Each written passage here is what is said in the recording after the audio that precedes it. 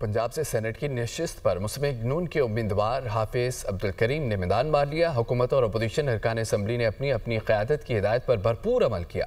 नौ मुंतखब सेनेटर का कहना है कि ऐवान बाला में मुल्क व कौम के लिए भरपूर आवाज़ बुलंद करूँगा। रिपोर्ट देखिए।